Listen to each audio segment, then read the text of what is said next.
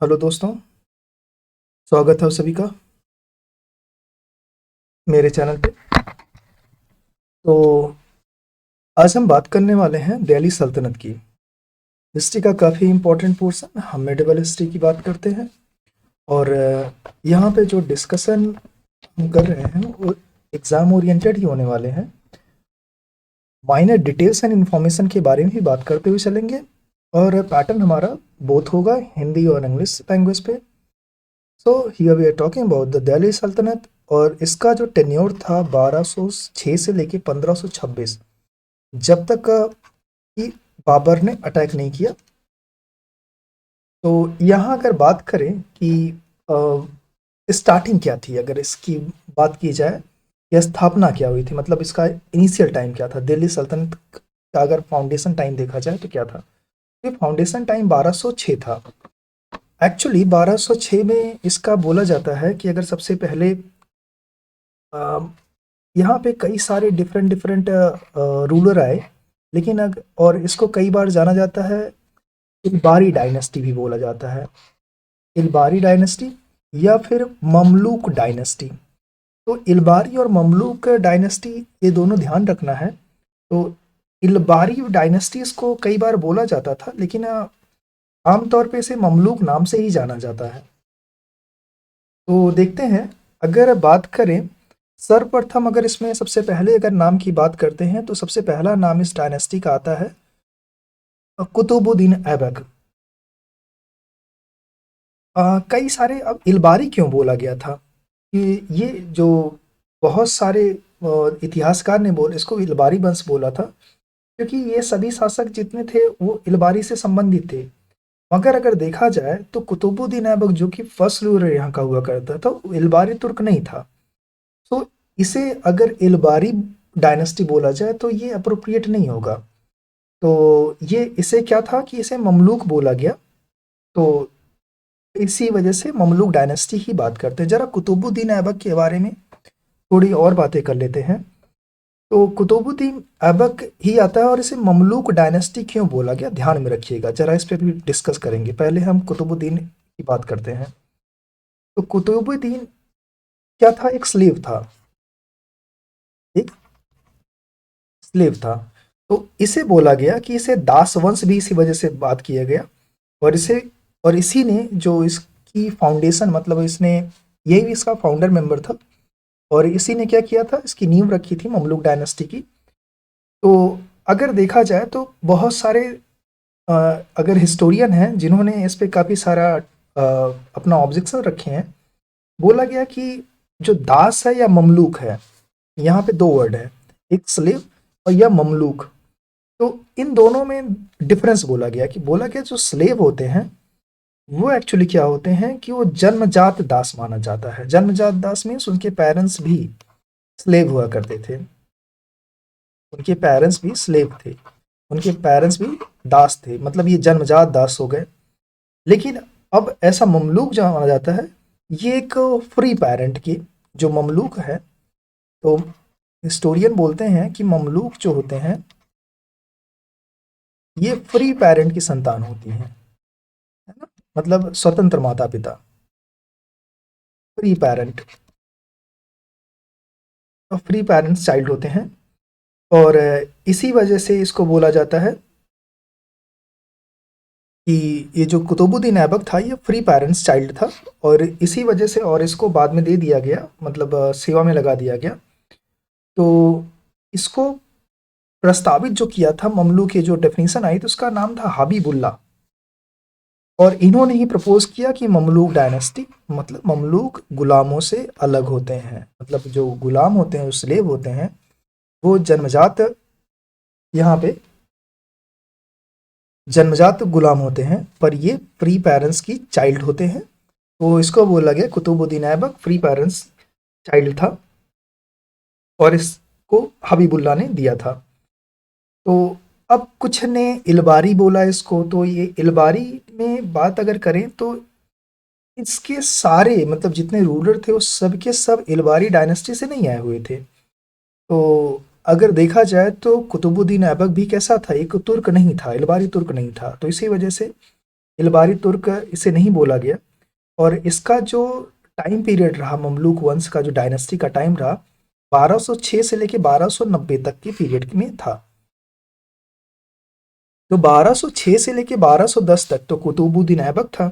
अब ये कुतुबुद्दीन ऐबक आया कहाँ से? तो कुतुबुद्दीन ऐबक क्या था कि ये मोहम्मद गौरी के डेथ के बाद में, मृत्यु के बाद में, सिंध और मुल्तान को छोड़कर इसने क्या किया था, मोहम्मद गौरी ने जो उत्तर भारत का पूरा एरिया था, लाइक अगर पूरे एरिया की बात करें तो कौन कौन से एरिया थे जरा उसके बारे में देख लेते हैं। वो सारे एरिया थे सियालकोट,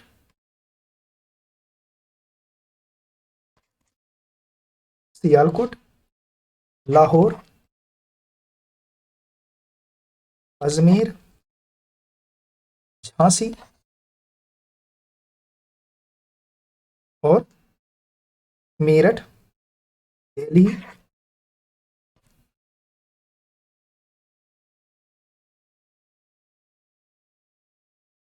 मेरठ दिल्ली हो गया, कोल हो गया जिसको अभी अलीगढ़ बोला जाता है, कन्नौज हो गया, बनारस हो गया, बिहार हो गया, लखनौती हो गया, ये सारे के सारे क्षेत्रों को जीत चुका था ये। और ये इतना नॉर्थ इंडिया में इतना मोहम्मद गौरी का एम्पायर हुआ करता था। मोहम्मद गौरी का एम्पायर अगर बात करें तो जो कुतुबुद्दीन थे इनके कई सारी चीज़ों को अगर देखना पड़ा तो कुतुबुद्दीन ऐबक की कुछ पॉलिसीज़ हुआ करती थी। पॉलिसीज़ इन द सेंस कि अगर बात की जाए कि इसकी जैसे उत्तराधिकारी जो चुने जाते थे, उनकी चुनौतियों को टैकल करने के लिए, उनके जो चैलेंजेस आए उससे निपटने के लिए कुतुबुद्दीन ऐबक ने वैवाहिक नीति उपयोग में लाई। तो मोहम्मद गौरी अगर बात किया जाए तो इसके ताजुद्दीन यल्दोज की पुत्री से शादी कर ली इसने, और इसके ससुर जी का नाम था, और अपनी बहन का जो विवाह कर दिया और नसरुद्दीन कुबचा से किया। और जो कि क्या था कि एक्चुअली सिंध का एक काफ़ी डोमिनेटिंग रूलर हुआ करता था, प्रभावी अधिकारी था। और अपनी पुत्री का विवाह जो था तुर्कदास इल्तुमिश से किया। यही बाद में जो 1211 से में देखने को मिलेगा एज अ रूलर। तो ये भी एक स्लेव हुई हुआ करता था, टर्क का ये भी स्लेव ही था।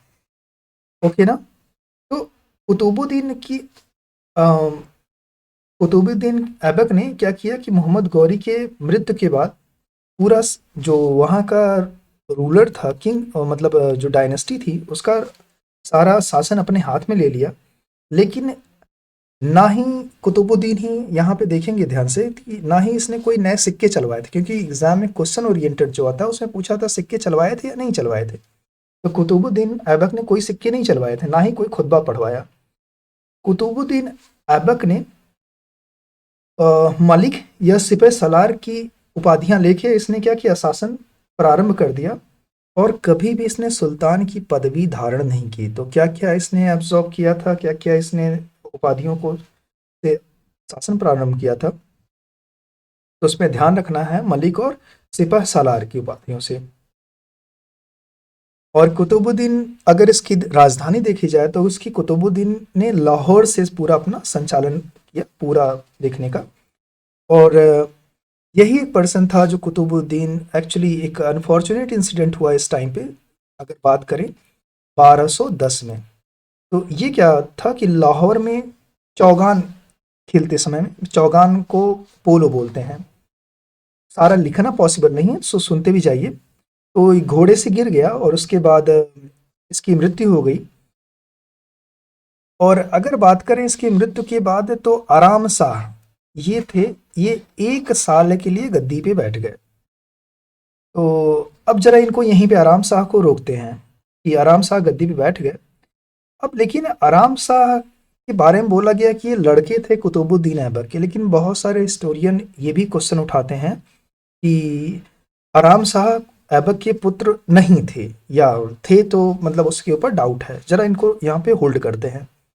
अब देखते हैं कुतुबुद्दीन ऐबक की पर्सनालिटी कैसी थी, उसके बारे में सोच मतलब डिस्कस करते हैं। इसका नेचर कैसा था, इसकी एबिलिटी क्या थी, डिसेबिलिटीज़ क्या थी, ये व्यक्तित्व कैसा था इसका। तो दोस्तों देखेंगे यहाँ पे कुतुबुद्दीन ऐबक जो था एक काफ़ी योग्य सेनापति था, एक काफ़ी अच्छा तीरंदाज था और एक काफ़ी साहसी व्यक्ति था।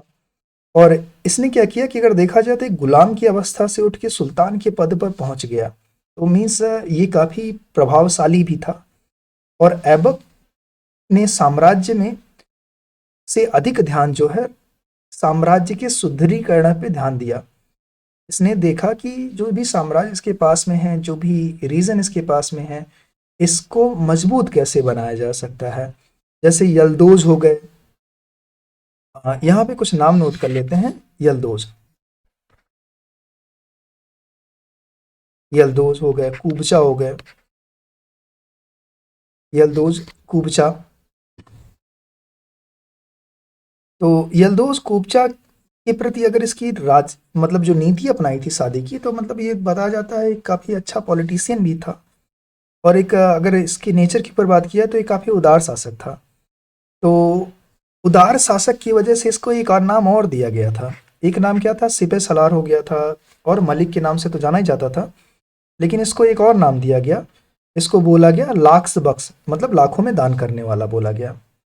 और अगर देखा जाए तो ये काफ़ी अच्छा सेनापति था, तो मतलब सैन्य एबिलिटी थी इसके पास में। और इसी के साथ में कला और साहित्य प्रेमी भी था। उसने दो मस्जिद बनवाई। उसका नाम था कुव्वत उल इस्लाम। क्या था? कुव्वत उल इस्लाम। ये महरौली दिल्ली में है। और 2.5 दिन का झोपड़ा जो अजमेर है, इसी ने बनवाया था। तो अगर देखा जाए कि इसी ने प्रसिद्ध सूफी संत जो ख्वाजा कुतुबुद्दीन बख्तियार काकी की स्मृति में ही दिल्ली के कुतुब मीनार की नींव भी रखी थी। नाम जरा एक बार नोट कर लीजिएगा, ख्वाजा कुतुबुद्दीन बख्तियार काकी। और इसी के अगर बात की जाए तो जो कुतुब मीनार है, नींव तो इसने डाल दी, लेकिन बाद में इसका लड़की का हस्बैंड जो इल्तुतमिश था, उसने आके उसको कंप्लीट करवाया। अब बात करते हैं, जब चौगान खेलते हुए इसकी डेथ हो गई, तो जो रूलर बना था वो एबल था या नहीं था। तो 2000 ओ सॉरी 1210 में आराम शाह जब गद्दी पे बैठा, तब लोगों में काफी असंतोष हो गया, उपद्रव। अब देखा जाए तो ये कंडीशन भी आराम शाह को बिठाने की तभी आई थी जब कुतुबुद्दीन की मौत हुई अचानक से। तो अब जनता क्या हुई कि उसमें आक्रोश, अशांति, बहुत सारी चीज़ें हो गई, होना भी चाहिए।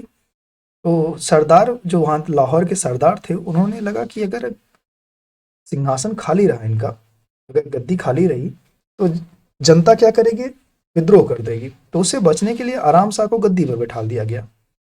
लेकिन अनफॉर्चुनेट कंडीशन ये थी कि आराम शाह जो था एक अयोग्य शासक सिद्ध हुआ। और दिल्ली जो सल्तनत के लोग थे, उन्होंने उसको अपना किंग मानने से इनकार कर दिया।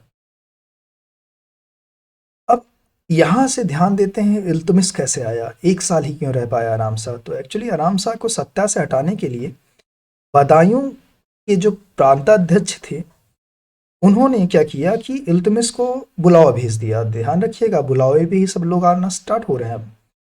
तो इल्तुतमिश ने भी क्या किया, बोला ओके, आपने जो भेजा और आ गया। और इसने स्वीकार किया, और दिल्ली के निकट एक जड है, मतलब इसको जरा लिख लीजिएगा कहीं पे। इसको इसको जड बोलते हैं। जड नाम की जगह पे ही इसने क्या कर दिया, आराम शाह को हरा दिया। और क्या किया, दिल्ली की सत्ता पे अपना अधिकार जमा लिया। तो बात थी यहाँ तक, तो इल्तुतमिश आ गया। इल्तुतमिश क्या था, ये इल्बरी तुर्क था। कुतुबुद्दीन की मौत के समय वो बदायूं का सूबेदार हुआ करता था, मीन्स गवर्नर था। इल्तुतमिश को ही दिल्ली की सल्तनत का वास्तविक संस्थापक माना जाता है, क्योंकि ऐबक और आराम शाह ने लाहौर से ही मतलब इन्होंने अपना जो दो रूलर पहले थे, इन्होंने पूरा का पूरा लाहौर से ही शासन किया। लेकिन इल्तुतमिश ही पहला ऐसा रूलर था गुलाम वंश का, कि जो कि लाहौर के बजाय दिल्ली आके दिल्ली को अपनी राजधानी बनाया, और यहीं से इसने कंटिन्यू किया। और इसे गुलाम का गुलाम भी कहा जाता है, स्लेव ऑफ स्लेव। इल्तुतमिश को गुलाम का गुलाम बोला जाता है। लिख लेते हैं इसको, गुलाम का गुलाम, गुलाम का गुलाम। अब इसके सामने कई सारी डिफिकल्टीज थी। तो उस डिफ़िकल्टीज़ को रज़िया सुल्तान हो गया, मुइज़ुद्दीन हो गया, बहराम हो गया, इन सब के बारे में नेक्स्ट वीडियो में डिस्कस करते हैं। और ये पहली वीडियो रही इस चैनल पे। सो आप अपने कमेंट्स करके बताइए इसमें इम्प्रूवमेंट क्या करनी हो सकती है, या कुछ अगर आपके सुझाव हों तो उसको दीजिए। और वीडियो अच्छी लगी हो तो लाइक शेयर सब्सक्राइब भी करते रहिए। Thank you.